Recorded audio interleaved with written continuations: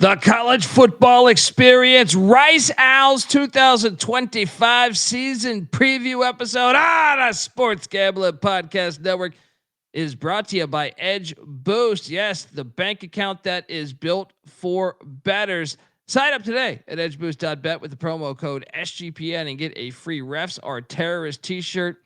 Yes, claim that shirt at sportsgamblingpodcast.com/refs. We're also brought to you by Naira Bets. Yes, that's NYRA Bets. Get your free $25 bet for the Belmont Stakes by going to nyrabets.com/SGPN25. Promo code SGPN25. And remember, as always, folks, to let it ride. Hey, this is LeGarrette Blunt, and you're listening to SGPN. Let it ride.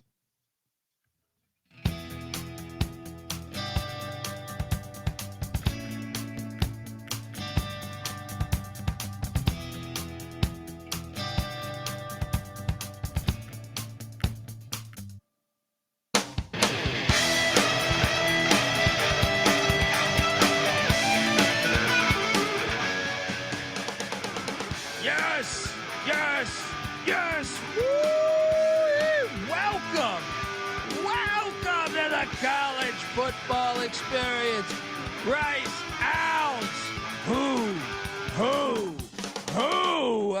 is these Rice Owls in 2025? Who are, I guess I should say, proper English. I'm sure these Rice fans are going to be shitting all over my grammar or my talk, my speak, my lingo. YouTube.com/the college experience. Hop on over there. We're breaking out all 136 college football teams with a solo episode, just like we do each and every year. But this year it's 136 because Delaware, Missouri State entering the party. Can't wait to talk Rice football. And if you're wondering, and I shit you not, I have Rice ranked number 1 in my most interesting teams to watch in college football this year. And I've been saying this shit for about 6 months. So excited to talk about it. If you're wondering who the hell you're listening to, that's fair. My name is Colby Swinging Database Dan, a.k.a. Pick Dundee. That's not a pick. This is a pick. He was raised in the land down under, where a man thinks on his feet, speaks with his fists, and lives by his wits. When Dundee happened, he was a superstar. And you're nothing but a chameleon, lemon-headed, coward, tailless pussy. And I'm after you, buddy. You're going to pay for it. Good night. The college football world's going to pay for it soon when they get this triple option that Scotty Abell's putting out there. Oh, it's coming. There's a storm on the horizon. I can see it right now. And I can tell you this, without hesitation, I will watch every damn Rice game this season, probably twice. I am joined by my co-host. He is also the host of the College Basketball Experience with myself. When the season goes live, we're live every single night of the basketball season. Give it up for former staffer at Austin P with the Governors. And South Carolina with the Gamecocks, and West Virginia with the Mountaineers. Give it up for Ryan McIntyre, a.k.a. Money Line Back. How are you, brother? What is up, man? Yes, ready to talk a little Rice Owls. Hoo-hoo. Scott Abell, let the air begin. Cheers. Mac tonight. Come on, make it Mac tonight.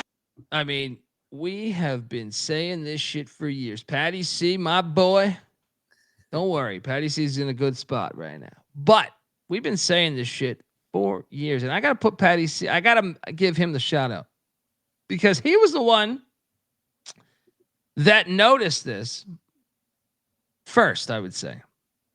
That triple option teams have a knack for fucking up all these Texas teams. We saw Army drop like 70 points against Houston when he in like a bowl game, I think it was. Got Major Applewhite fired pretty much. Navy was fucking up SMU left and right, and North Texas, and like all these schools, I feel like couldn't handle it. And the irony that Patty C was alluding to was Emory Ballard, who invented the wishbone offense. That started in Texas. It went away when Mike Leach and the air raid caught, and then every damn school started running the air raid, and I mean every school. Texas is fucking air raid through and through. Mike Leach is a friend of ours. Rest in peace. But Coach Leach modeled the air raid after the triple option, and I had many conversations with him about the triple option being his favorite offense of all time.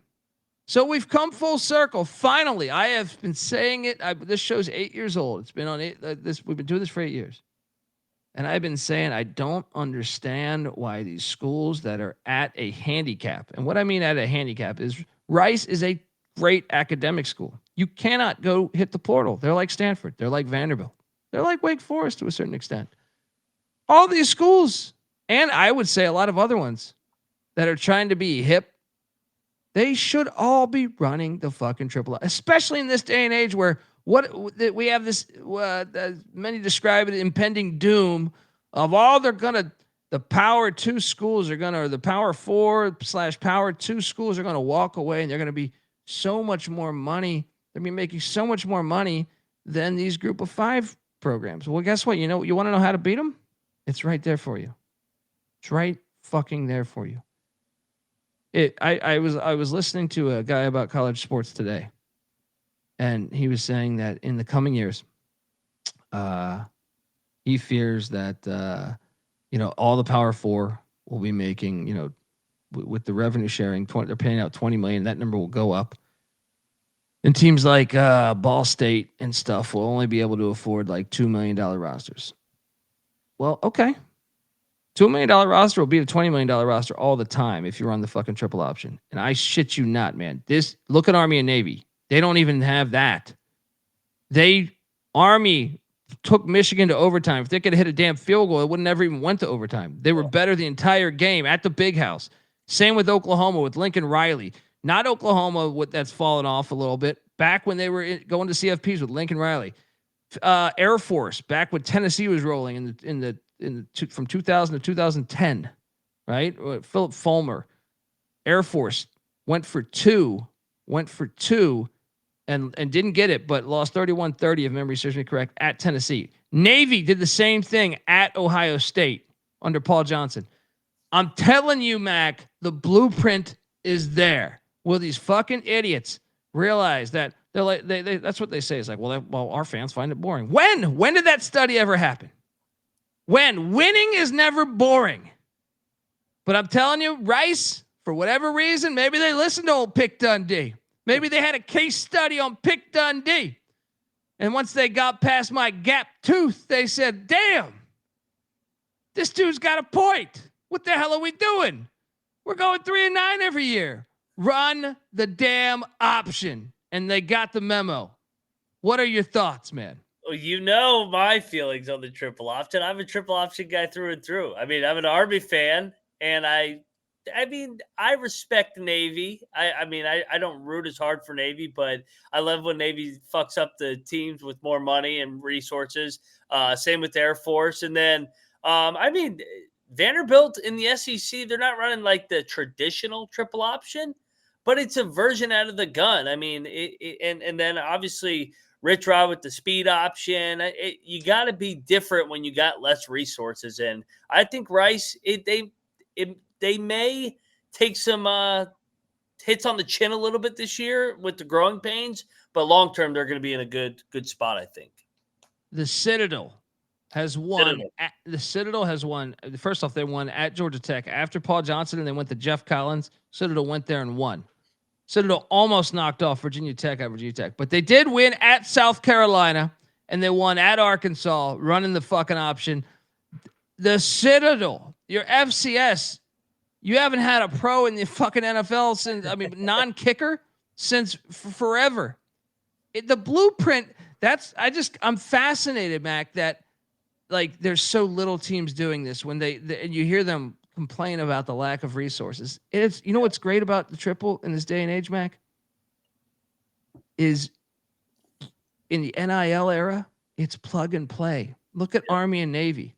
So your quarterback balls out one year, your wide receiver balls out, whatever, your running back balls out, he leaves. It's plug and play. It's the defense against the NIL. All these group of 5 teams should be doing that shit. All these bottom tier. Mississippi State, have fun with Jeff Lebby. You should be running the fucking triple option. Anyway, what do you make of the hire? Scotty Abell is, to me, I call him Scotty, but I mean, look, this is a coach. I'm very, like I said, they're must watch to me. I disagree with Brandon in the chat. They're the team I want to watch most, way more than any team. And I'm not saying that for shtick.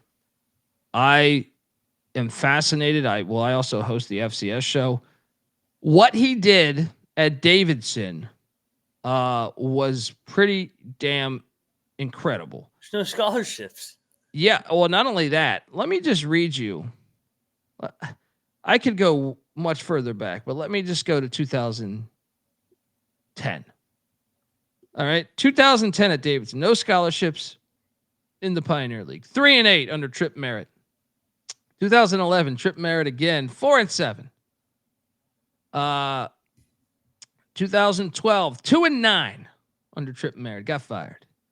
Paul Nichols comes in, 0-11. They only play 11 games in the FCS, or that's going to change next year, I think. But 0-11, winless. Then, okay, year 2, 1-11 is offensive coordinator Bush Hamden, currently the Kentucky Wildcats offensive coordinator, former Boise State player, right?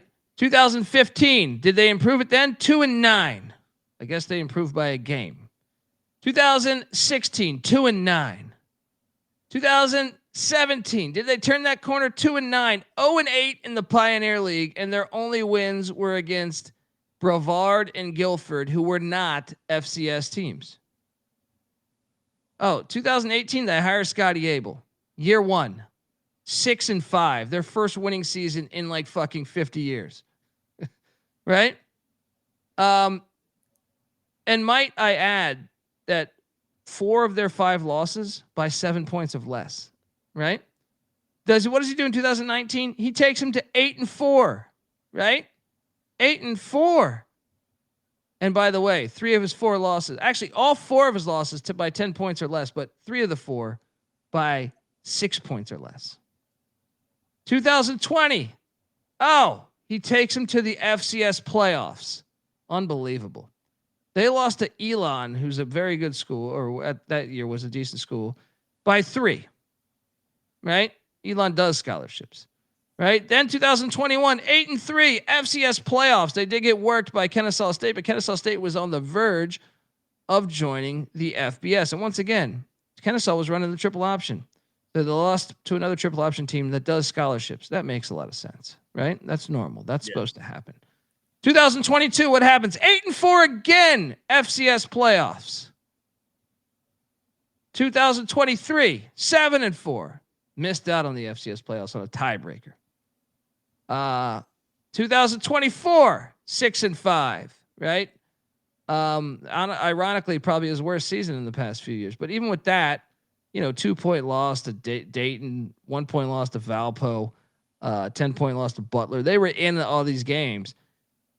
This, to me, is the one that was flying under the radar. This is a great fucking hire. It's a great fucking hire. I don't know if it's going to work this year, but I'll tell you this. Everywhere he's been in year 1, it does work in year 1. Competitive. Yeah, it does work, though. Like, he puts up a winning record. I don't know if we can get there on that, but hey, when I look I know the AAC well because I'm an ECU fan. There's a lot of turnover. ECU's beginning a brand new era. You know what I mean? The Florida Atlantic's bringing in, it's a brand new era at FAU. Could be the end of an era at North Texas. Could be the end of an era at several different schools there. Like, to me, it's in this kind of weird state where the AAC, I think, was so much better a few years ago. So why not? There's room for that. But I can't wait to watch this, and I'm so proud of them for making this fucking hire, specifically with these Texas schools, because I feel like the air raid teams, even with my guy Mike Leach, they got fucked up by Air Force and Troy Calhoun one year, right? The specifically the air raid teams in Texas, which like North Texas, they've been fucked up by the triple option, SMU, Houston. So I'm fascinated to see those individual matchups within the state, and I want to see if it catches on in the state. So this is back to the origin of where it started. What do you make of the hire?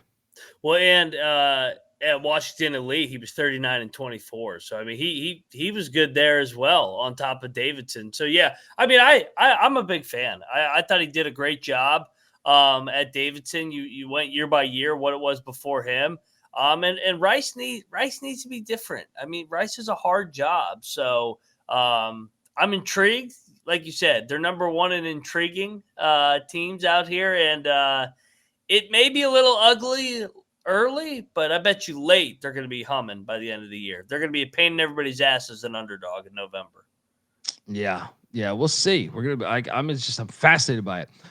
Folks, we're going to dive into that.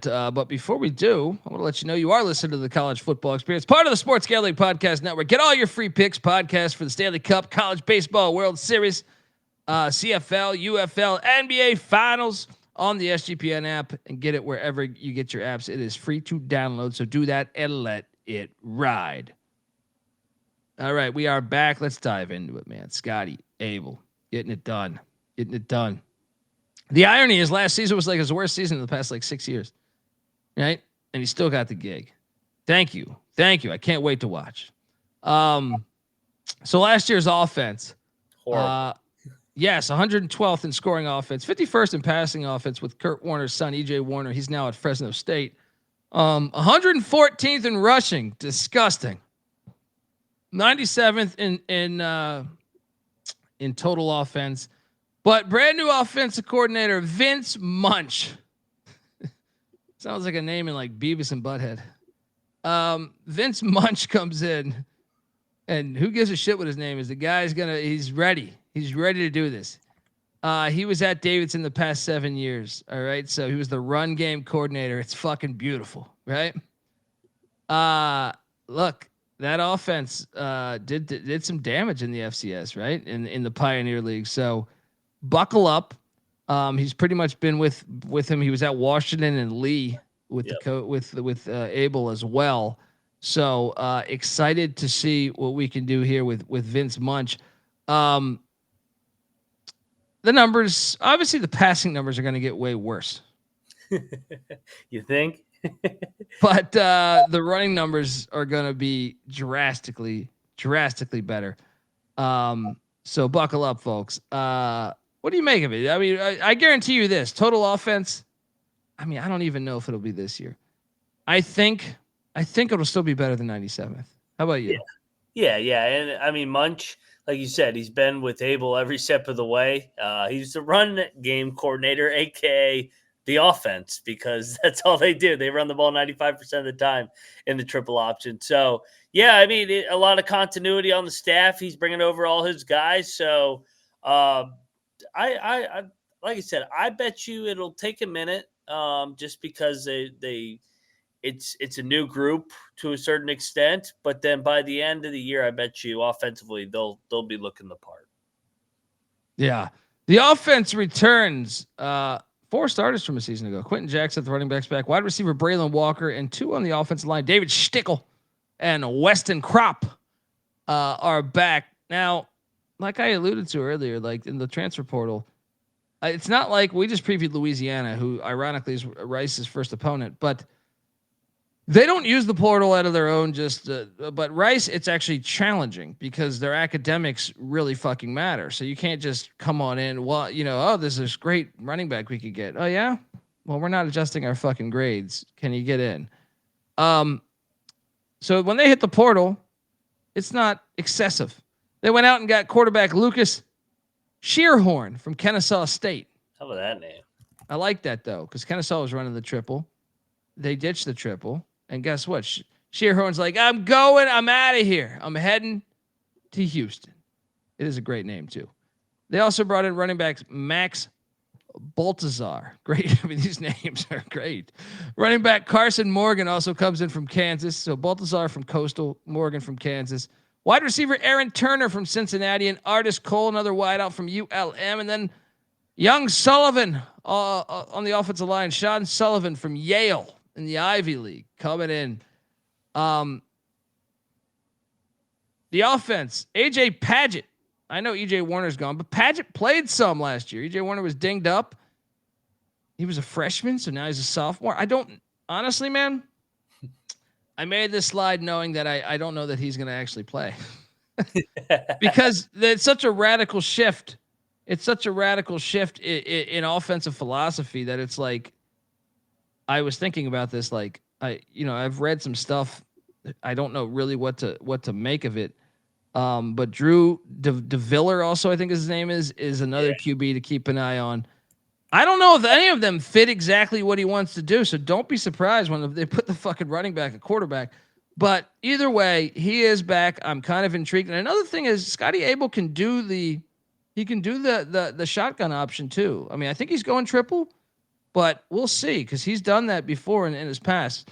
Quinton Jackson's back at the running back spot. I think they're glad to have him back. I look for college fantasy football players. Look for, to me, if not Quinton Jackson, one of the running backs who gets to start at Rice. I think they'll put up some big numbers. Braylen Walker is back at the wide receiver spot. We'll see what he can do. The offense, though, it's going to be fascinating to see when it clicks. When does that timing click? What do you make of the whole? I mean, I've kind of asked you. I feel like this is a rhetorical question, but my thoughts are: there's wide receivers transferring in. You better be able to block. Yeah, that's gonna be your fucking role. Well, unless he goes like I'm fascinated by seeing this because you know what they'll do sometimes, like Tyrell Robinson at Army when you get that. I forget what they call that. Army calls it a specific spot, but that you basically go in motion. And you're the guy in option. Oh yeah. You know what I mean? There's a position that Army calls. It looks like a jet sweep. Yes, but they call it like a Navy calls it a different position. But I'm looking forward to potentially seeing that. The defense, well, we'll talk about the defense in a second. But before that, I want to let you know that the college football experience is brought to you by Edge Boost, the first ever bank account that is built for bettors, ensuring all gambling transactions are approved. There's no usage fees, no minimums. You can earn cash back rewards. They're not even going to do a credit check. All right. So 100% approval for all betting deposits. Sign up today at edgeboost.bet with the promo code SGPN. And also, if you sign up this week, you get a free Refs Are Terrorists t-shirt. Go to sportsgamblingpodcast.com/refs to claim your free shirt today. Also, we're brought to you by Underdog Fantasy. Yes, Underdog's going long for the NBA Finals with their extender bonus. Hop in game one, and the longer the series goes, the bigger the bonus gets. So sign up, and when you do, use our promo code TCESGPN to claim your special pick plus first-time deposit offer up to $1,000 in bonus credits. UnderdogFantasy.com, promo code TCESGPN. And last but not least, we're brought to you by Naira Bets. The Belmont Stakes at Saratoga are happening, and you better believe you should be betting that with NYRA Bets, Naira Bets. Sign up today using the promo code SGPN25 and get a $25 free bet plus a $200 deposit match bonus.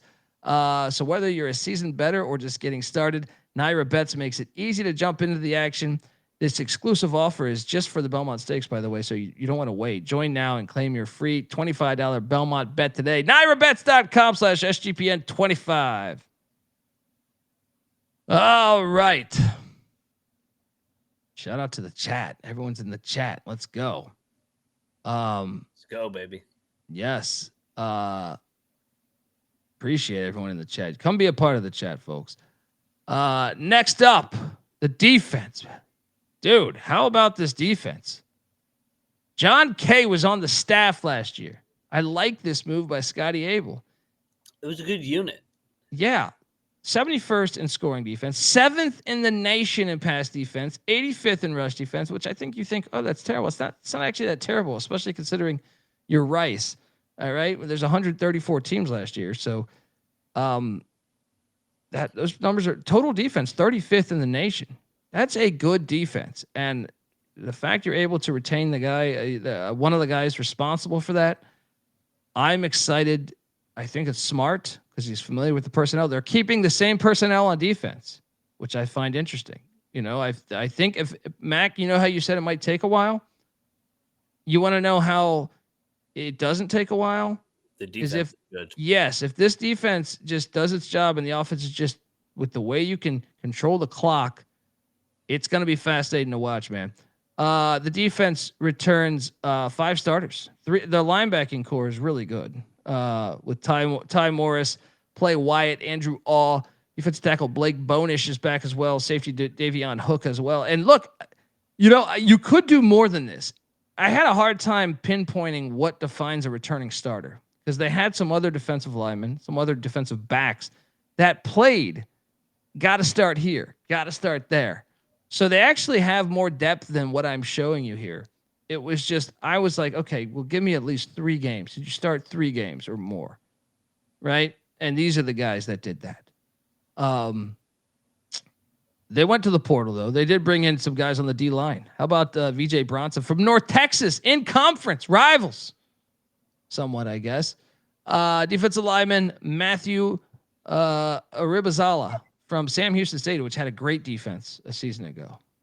Safety Max Lofi from Wisconsin, Power 5 guy. Safety Jack Kane, another Power 5 guy from Oregon State. The Bees.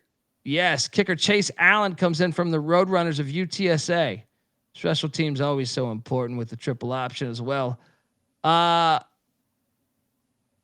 I think the defensive numbers, this is an interesting thing here. This is actually a tough question I'll ask you. Do you think the defensive numbers will be as good?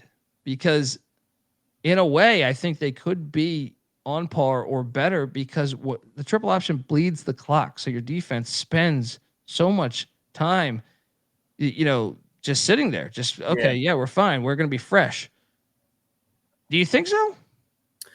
Yeah. Now that you've mentioned it, I mean, with the offense, I mean, that's the beauty of the triple option is you're going to be playing in a lot of limited possession games. So that's why we kind of are going to like Rice a lot as an underdog this year, just because there's going to be games where they're only on defense 6-7 possessions a game rather than 10 to 12 like these other teams that air it out. So, yeah, I would say the numbers are going to be better just from a strategic. It's less possessions. It's not rocket science. Yeah, I guarantee you that rush defense goes up because of that. Yes. So we like to do state of the program and stadium and everything, and this is one that's near and dear to my heart. Rice Stadium, obviously JFK gave his classic speech there like a couple days before he got shot. But during that speech, by the way, he mentions it's a classic speech about. He's asking why not go to space and everything, but he also, I think that's when he says, "Ask not what you can do for your country," but he also mentions at one point in that speech, why does Texas play Rice? Right? And he's saying that in a way that they should play every year. And basically saying that they're so different, but that's why they should play, because the little guy can. He can, right? Rice Stadium is awesome. And there was talk recently about potentially getting rid of it and getting their own stadium. Please do not do that. If you're listening, if you're a Rice fan. They've hosted the Super Bowl at this stadium. It is a classic to me. I give it a 9 out of 10. I don't give a shit what anyone says. This is way better than NRG Stadium or TDECU Stadium, the Houston Cougar Stadium. This stadium has got history. I say just go with an upgrade. Like a lot of these, what's great about college football stadiums, Mac, is they renovate, they invest within, and then you have the history. Like Bill Belichick's kids are going to be playing at the same, coaching at the same place as their grandfather coached at. Like there's that history that goes on through that. And it's like, that's why I say it's the heart of the sport of football, is college football. They need to protect this. They really need to protect this. It's a classic fucking stadium, and a lot of stuff has been played here, and it's a great stadium, and I hope they figure a way to keep this thing. What do you give this thing 1 to 10, man? Because it's got a great look, man. It just 46,000. Yeah, and just needs to, and it's downsized over the years, I think, but it's a small private school, so it should. But it's like, the Cotton Bowl in Dallas is being redone, thankfully, because they're not ditching it. They were trying to push it to Jerry's World, and thankfully they're redoing it. This is one where I say you keep this classic stadium, and you just fix it up a little bit. It's all there for you. You have a classic stadium with tons of history, whether it's JFK, whether it's goddamn the Houston Oilers started their franchise here, right there. I love this stadium, man. It's one of my favorites in college football. It does need some work probably because I read reports that it doesn't, but I mean, it's a cool stadium. Look at that. That's the Super Bowl back in the day. All right. Come on. They should downsize it now that they're not hosting any Super Bowl. They should go to like 30,000. But I'm with you. It's got tradition. I'll give it an 8. I think it's a nice. I wish that they would pack it in more, but it's a small school. To your point. Yeah, no, that's what I'm saying. Like but it's a great fucking stadium. Like anytime you have that type of history, yeah, you know, they had some really good teams back in the day too.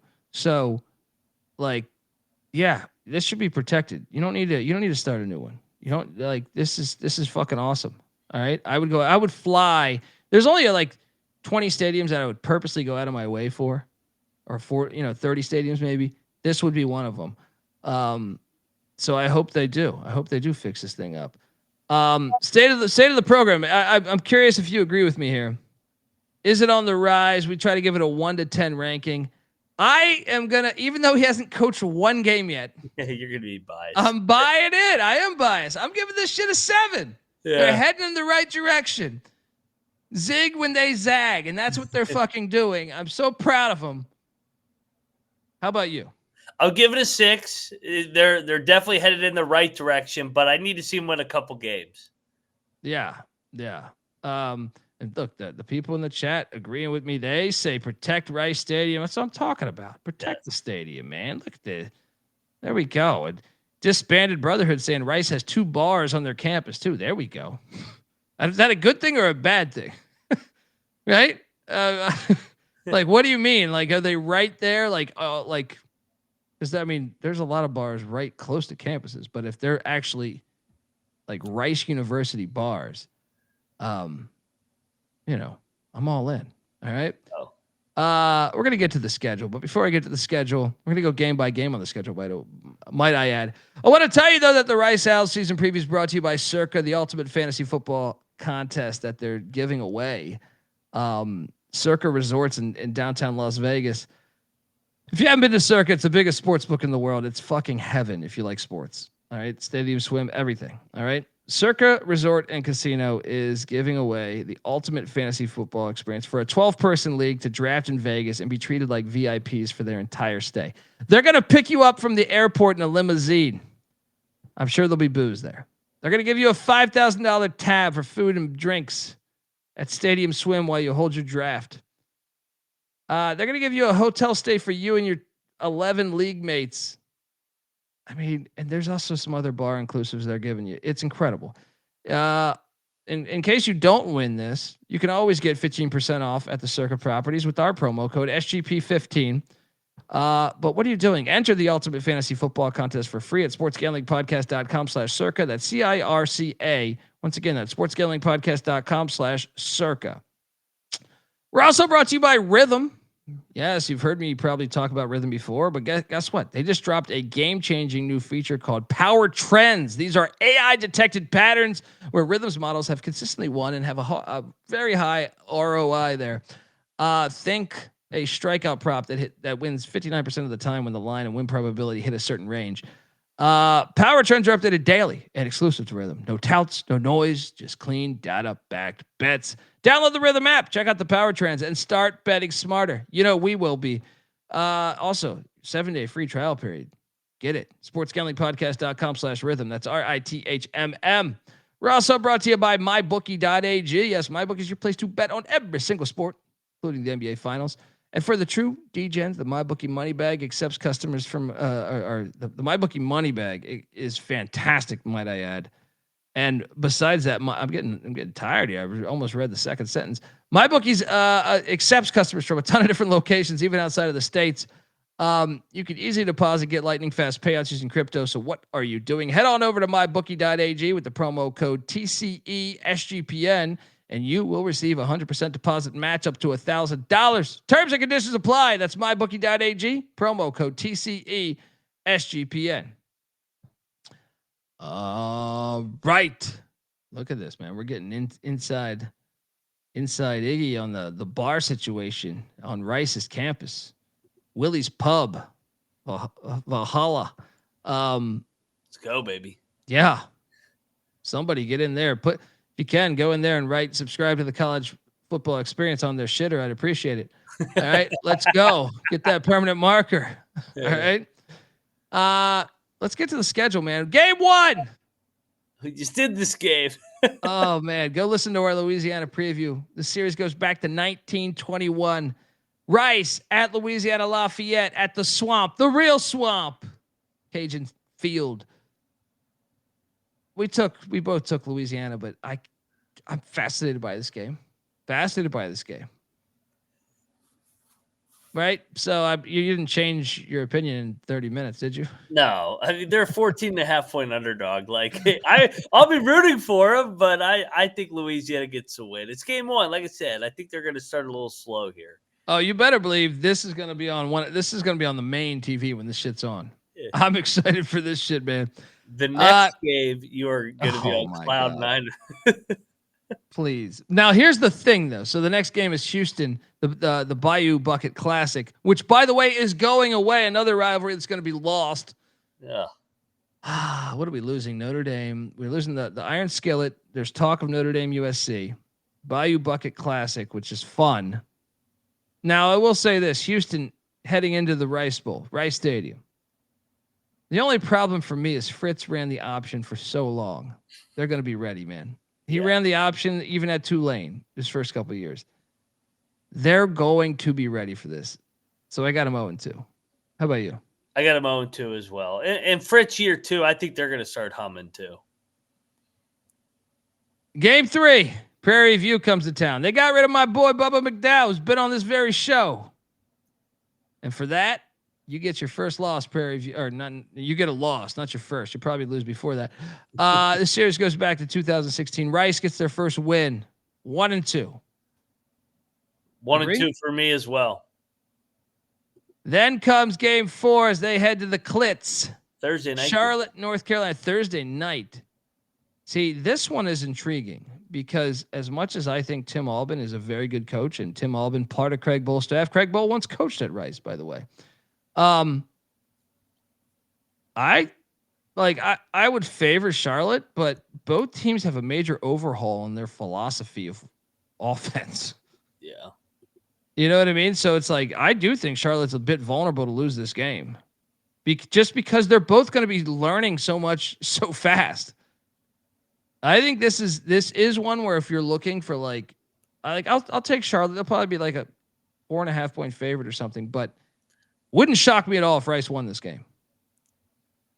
You know where Scott Abell was before, too? He was at Davidson. Davidson's located right there in Charlotte. Yeah, you got Davidson versus Davidson, baby. He probably caught a close eye of Charlotte football right there. Yeah, I'll go Charlotte. I'm with you. I think this will be a tight one. September 18th. Can't wait for this game. Yeah, I'm excited for that one, too. That one is, though, if you're looking if you're thinking, how are we getting to this over or how are we getting to a bowl game? I think this is a critical game here. Yeah. After that, they head to Navy. Navy runs the triple. This is exciting. Yeah. The series goes back to 1951. And I'll tell you this, man, teams that run the triple, when they play other teams that run the triple, sometimes that's how you sometimes like a 10-1 triple team can lose to like a 3-7 triple team because they just run the triple. They know how to, they know what they're doing. I still have to take Navy with Brian Newberry, but stranger things have happened. They got Air Force on deck. Oh my God, please. This is perfect, dude. What are we talking about? Commander-in-Chief on deck? Total distraction game. Give me the upset. Give me Rice. Give me Rice and Stunner. I love it. I love it. So wait, you got him at 2 and 3, is it? Yeah. I got him at 1 and 4, but damn. After that, Florida Atlantic comes to town. This is the one, man. They're gonna fuck FAU up. Florida Atlantic's coach was not a few years back. He was at Houston Christian. He was at Texas Tech last year. They run that air raid shit. They're not equipped for this fucking shit. I'm telling you, this is the upset. Rice, second win of the season. Second win of the season right here. 3-3. Yeah, let's go. Let's go. Bowl game. Then they head to that filthy Alamo Dome, take on UTSA. Yeah, I think they're going to lose this one. I'm fascinated by watching this one, but I think they'll lose because this place does get a little bit lit. Yeah. What are you doing here? I got it as a loss. The Roadrunners are good. Yeah. Then they get their first bye week of the season. After the bye week, they host. This is a nice stretch, by the way. UConn, Jim Moore, a friend of the program, been on this show. Great guy. 4 home games in a row. Yeah, this is a good little run here, but they're going to lose this, though. I kind of like UConn's team this year. Does UConn have a bye, too? Because they have a bye week. No, well, they're at BC the week before. I still will go UConn. But I think this is a tricky game for UConn because you got Rice, first-year head coach, coming off a bye. Fair. But I just think UConn's are a little ahead. Yeah. Yeah, they have better Jimmys and Joes. So wait, I got them at 2. You got them at how many wins? I got them at 4, right? 3. 3. Okay. FAU, Navy, and then Prairie View. Okay. I'm at 2 with FAU and Prairie View. Now the Memphis Tigers come to town. This could be hilarious, by the way. I just feel like Memphis struggles with Navy often, but I'll take Memphis here. Their talent is too much, right? This is a Friday night game, so you got a short. Dude, this is tempting. This is a short week of prep for the triple option. We don't think Memphis is even that well coached already, but I think Memphis will still win. I think so too. I think they'll find a way with their money to get it done. After that, the modern game does not impress me. That was Trent Dilfer's words. You're gonna fuck UAB up. Oh, I'm all over this. Here's Trent Dilfer. Modern day game does not impress me. It's super easy when you don't get hit as a quarterback and when you can't reroute receivers and when you can't hit guys across the middle. I love Tom Brady. I love Aaron Rodgers. I love these guys. It's not impressive. What's impressive is what they did. Well, he's not wrong. He's not wrong. I mean, the modern game is, this is the worst version of football that we've had in ever, probably. But he's not been very good with these triple option teams. He lost to Navy 31-6 in his first season. Then last season, he took on Navy and lost 41-18. He's had a hard, and then he lost to Army 44-10. So I'm all over Rice here. Rice gonna fuck them up, dude. Yeah, and they have an extra day to prepare coming off Friday game. UAB sucks. Give me that third win. What are we gonna have UAB at when we pick them? 0-12. I got maybe. They get a second bye week, so 3 wins already. 3 wins already. Let's go. Let's get it going. North Texas, give me my 4th fucking win. This is one. This is a 4th win right here. Right here, they're getting this 4th win. Let's fucking go. You on board? You're going for win 5, right? Yeah, and they're going for a bowl game in the last game. Now, can I propose something to you? The last game they're in Tampa taking on South Florida. What if Alex Kalesh leaves? Flirting with another job, they could be checked out. Yeah, that's what I'm saying. Tricky game, but I have to favor South Florida. Yeah, I have to favor South Florida. And dude, USF, they don't really have. They're not coming off anything. They have UAB. They could win this fucking game, though, dude. They could win this game if he's checked out. If he's interviewing for the Cincinnati job or something, he could completely. This could be a loss. Or if, let's say, South Florida's like 7-4, and they're out of the conference championship race, and they're kind of just going through the motions that last week. Yeah, I got Rice 5-7. Not a bad year. I got him 4-8. That win total's 3.5. Smash that fucking over. Yeah, let's go. I love first-year head coaches that are good coaches that always overachieve in their first year. They're going over 3.5. I love how I said smash it. I have them at 4-8, but I still feel pretty good. I still feel pretty good about this. They're plus 15,000 to win the AAC. Any chance Like, what happens if they upset Navy? I had him upsetting Navy, and I had him 5-7. What I'm saying, what if they get Charlotte and Navy? We have them getting FAU. Okay, they lose to UTSA. UConn's a non-con game. Memphis, that would be 2 losses in conference. They take care of UAB. They get North Texas, and then South Florida. Galesh leaves for Cincinnati. Rice plays for the championship game. Let's go. They got to beat Memphis in that Friday night game. Perhaps. But either way, give me the over. You're on the over. Yep. Must-watch TV. The Rice Owls are. I can't wait. Keep Rice Stadium. It's fucking awesome.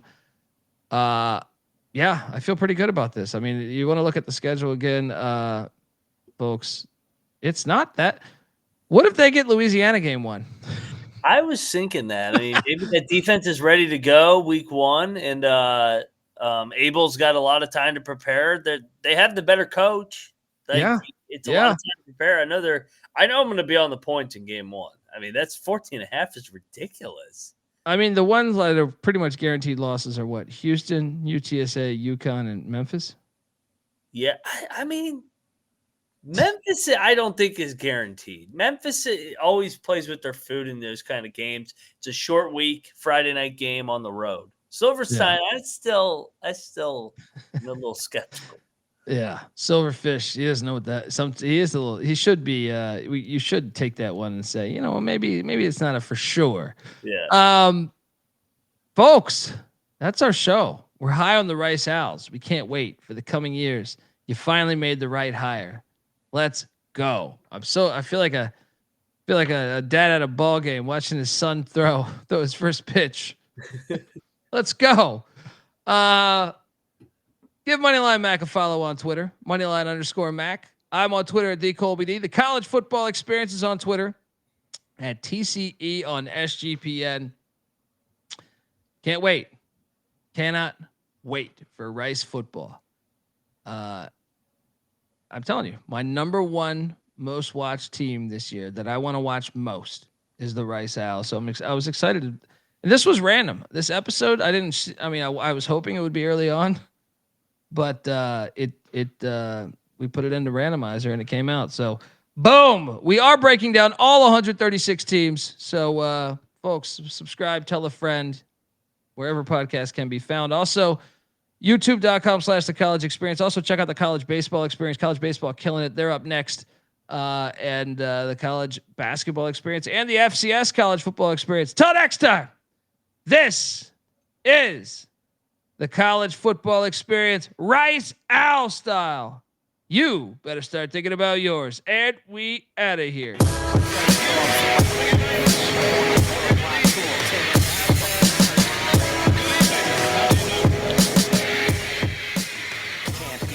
Celly's off, so I can't be found. I'm on a worldwide tour, touring every fucking curtain down. They say the Lord watches over my sins, over my head, watching hair as it thins. Over the ledge, it ain't letting me in. There's still regiments and relevance to letting me win. Win, lose or draw. You ain't prepared unless you all ready to lose it all. Losing a brawl? Yeah, that's a Friday day. Good friends know my Nina Hideaway. They came and went, but the riders stay. So it's like I won the lottery and can't be found until I resurface with the latest purchase. 33 and a third and 45 circles. You ain't got that shit. And I ain't 45 king. But on the beats, I've been doing my thing. I start the program and the doorbell ring. I gotta leave town to a place I can't be found. My celly's off, so I can't be found. I'm on a worldwide tour, touring every fucking curtain down. American dreams, lessons, and still they work. I guess the sand on the beach still was really dirt. Now I'm going home, flying over Rome at 30,000 feet. Like, damn, is that really Earth? I see the killers work on walls, familiar turf. Got a little school in graph, 101 was first. Got a little school in math, didn't really work. But put the numbers on the block and I make them hurt. Any block is my stomping ground where my people lay low so they can't be found. They don't wanna be, ain't from the crew, but I'm honorary. Liquid, solar sad, psycho harmony. Type of armory that's more than a shield. Type of armory's DeLorean steel. Type of warrior's ill. So true to my sound, but dig deep so it can't be found. My celly's off, so I can't be found. I'm on a worldwide tour, touring every fucking curtain down. It's the revenge of our stealth, the intelligence plane. Bomber, a manifestation of karma. The far left, low keys, let it be. Listen, whispering words of wisdom. Ghost dog, breathe in the shadow of leaves. Same darkness hides criminals, crooks, and thieves. Special forces, black ops. Bad brains, fishbone, black rock. Matter of fact, Chuck Berry and James Brown. But most of the true story can't be found. Unchained melodies inscribed in freestyle. I rock mosaics more potent with